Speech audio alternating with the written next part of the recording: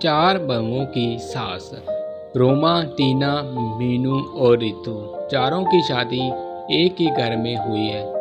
चारों बहुएं एक ही साथ एक घर में रहती हैं। चारों की सास सुशीला जी बहुत ही समझदार और शांत स्वभाव की महिला है, लेकिन अपने चारों बेटों की शादी के बाद सुशीला का सिर्फ एक ही काम रह गया है कि चारों बहुओं का प्यार कैसे बढ़ाया जाए। एक दिन सुशीला के घर उसकी बहन आई। सुशीला की बहन, सुशीला तू तो बहुत खुशकिस्मत है, तेरी चारों बहुएं तो बहुत सुंदर हैं और तेरा बहुत ख्याल भी रखती हैं। तुझे तो घर के काम की चिंता ही नहीं रहती। सुशीला, अरे कहाँ दीदी, मुझे तो हर समय यही चिंता रहती है कि कहीं इन चारों में लड़ाई ना हो जाए। जब भी मुझे लगता है कि इन चारों में बहस होने वाली है तो मैं बात को संभाल लेती हूँ। सुशीला की बहन, ये बात तो सच है। सुशीला, दुनिया सोचती है कि बहुएं आ जाने से घर में खुशियाँ आ जाती हैं, लेकिन ये भी सच है, घर में बहुएं आ जाने से सास के लिए जिम्मेदारी भी बढ़ जाती है।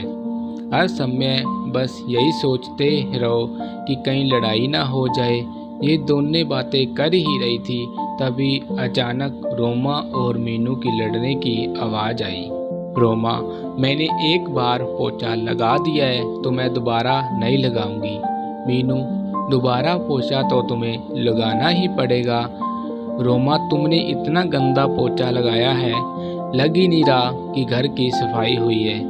बहुओं में इस तरह से लड़ाई देखकर सुशीला की बहन घबरा गई और सुशीला को समझाने लगी, तेरी बहुएं काम कम करती हैं और लड़ती ज़्यादा हैं। सुशीला, तुझे इनकी लड़ाई बंद करने के लिए कोई ना कोई रास्ता तो निकालना ही होगा। ये कहकर सुशीला की बहन वहाँ से चली गई। अब सुशीला दिन रात यही सोचती रहती कि इन बहुओं का आपस में प्यार कैसे बढ़ाया जाए। इसलिए सुशीला ने अपनी सारी बहुओं को इकट्ठा किया और कहा, सुशीला, तुम चारों लोग दिन भर आपस में लड़ती रहते हो, इससे ना तो घर चल सकता है ना तो जिंदगी। इसलिए आज तुम सब ये बात बता दो कि चाहती क्या हो। रोमा, माँ जी, आप हमें अलग अलग घर दे दो। सुशीला, मेरे पास इतना पैसा नहीं है कि मैं तुम चारों को अलग अलग घर बना कर दूँ।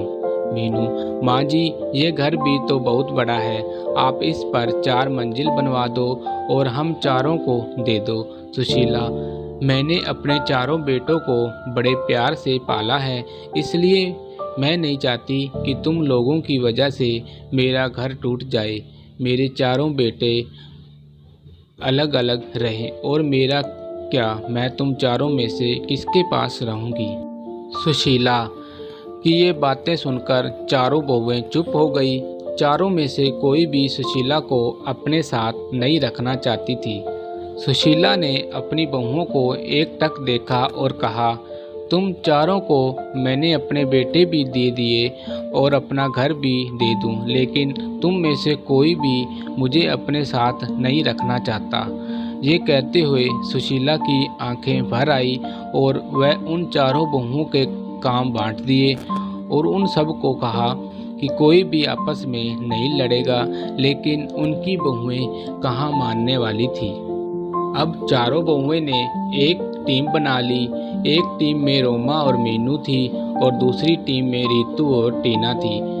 चारों आपस में लड़ती तो नहीं थी, लेकिन एक दूसरे की चुगली करने लगी थी। एक दिन टीना और रितु ने अपनी सास से कहा, टीना, माँ जी, आपको पता है रोमा 12 बजे से सो रही है, आज तो उसने सिर्फ घर की झाड़ू ही लगाई है और पोछा भी नहीं लगाया है। रितु, हाँ माँ जी, आपने लड़ने के लिए मना किया है, इसलिए मैं मीनू से कुछ नहीं कहती। वह आज ही बाजार जाकर अपने लिए 3 साड़ियाँ लाई है और आपके लिए एक भी साड़ी नहीं लाई है। रितु और टीना तो अपने सास से चुगली करके चली गई। अब मीनू और रोमा की बारी थी। मीनू, माँ जी, आपने रितु को तो सर पर चढ़ा रखा है, वो हमेशा रोटियां जला देती है और आपके बेटे भी बोल रहे थे कि रितु की हाथ की रोटियां अच्छी नहीं लगती। रोमा और माजी, कल टीना ने सबके कपड़े धोए पर मेरे नहीं धोए। मैं खाना बनाती हूँ तो सबके लिए बनाती हूँ ना। मैं किसी दिन उसके लिए खाना ना बनाऊँ तो उसे कैसा लगेगा। सुशीला सारी बहुओं की बातें सुनती और सर पकड़कर बैठ जाती। इसी तरह दिन बीत रहे थे। जब बहुओं को लगा कि हमारी सास तो हमें घर बनाकर नहीं देगी, तो चारों बहुओं ने अपने अपने पतियों को भड़काना शुरू कर दिया। जैसे ही उनके पति काम से आते, वैसे ही चारों बहुएं चुगली करने में लग जाती। एक दिन जब उनके पति घर आए तो रोमा बोली, रोमा सुनो जी, मैं इस घर में नहीं रह सकती। मैं सारा दिन घर का काम करती हूँ और फिर भी आपकी माँ और आपकी भाभियाँ के ताने सुनती हूँ। रोमा का पति, मैं भी रोज रोज के लड़ाइयों से दुखी हो चुका हूँ। आज तो फैसला हो ही जाए। उधर मीनू भी अपने पति से कहती है, मीनू सुनिए जी, हम कब तक आपके घर वालों के साथ पिसते रहेंगे। बच्चे बड़े हो रहे हैं, उनके भी भविष्य के बारे में सोचना है। आप तो सारे घर का खर्चा चलाते हो और मैं घर के काम में लगी रहती हूँ। माँ जी से बोलिए ना, इस घर को तोड़वाकर फ्लैट बनवा दे, हम आराम से रहेंगे। मीनू का पति, तुम ठीक कह रही हो, आज माँ से इस बारे में बात कर ही लेता हूँ। आखिरी हमारी भी तो पर्सनल लाइफ है। सुशीला के बेटे उससे बात करने के लिए आए और पीछे पीछे बहुएं भी आ गई। बेटा, माँ कहाँ हो आप, बाहर आओ तो। सुशीला कमरे से बाहर आती है। बेटा, माँ आप घर को तोड़वाकर फ्लैट बनवा दो ना, सब साथ में नहीं रह सकते। दूसरा बेटा, हाँ माँ, हम सबको एक एक रूम मिला हुआ है। हमारे बच्चे बड़े हो रहे हैं, उनको भी अपना रूम अलग से चाहिए ना। और जो आपकी बहुओं में 24 घंटे लड़ाई होती रहती है, वो भी नहीं होगी। अलग अलग रहने से आपको भी शांति मिलेगी और हमें भी। माँ, अच्छा तुम्हारी पत्नियाँ ये घर तोड़वाने के लिए मुझे नहीं मना पाई तो मेरे बेटों को ही भड़का दिया।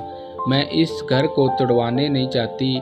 इस घर में तुम्हारे पिता की यादें हैं, तुम्हारा बचपन बीता है और तुम चारों अपने पत्नियों को समझाने के बजाय मुझसे ये घर तोड़ने के लिए बोल रहे हो। सुशीला ने अपने बेटों और बहुओं को बहुत समझाया, लेकिन कोई भी राजी नहीं हुआ और मजबूरी में सुशीला को अपना घर तोड़ना ही पड़ा। जैसे जैसे हथौड़ा घर की दीवारों पर चोट कर रहा था, सुशीला को वो चोट अपने दिल पर महसूस हो रही थी। अब कुछ दिन बाद उस घर की जगह एक आलीशान बिल्डिंग खड़ी थी। सुशीला ने अपने चारों बेटे और बहुओं को बुलाया और कहा, सुशीला, तुम चारों के फ्लैट बनकर तैयार हो गए हैं। अब तुम सब आराम से रह सकते हो। तुम अपने अपने परिवार के साथ खुश रहोगे, लेकिन मेरा परिवार तो तुम सब हो। तुम्हें अलग अलग जाता देख मुझे कितना दुख हो रहा है, कैसे बताऊं। बेटा, माँ आप कहाँ रहेगी, मतलब हम में से किसके साथ रहेगी। सुशीला, तुम फिक्र मत करो बेटा, तुम्हारी बूढ़ी माँ किसी पर बोझ नहीं बनेगी। पेंशन तो आती है मेरे पास, उससे मेरा गुजारा हो जाएगा।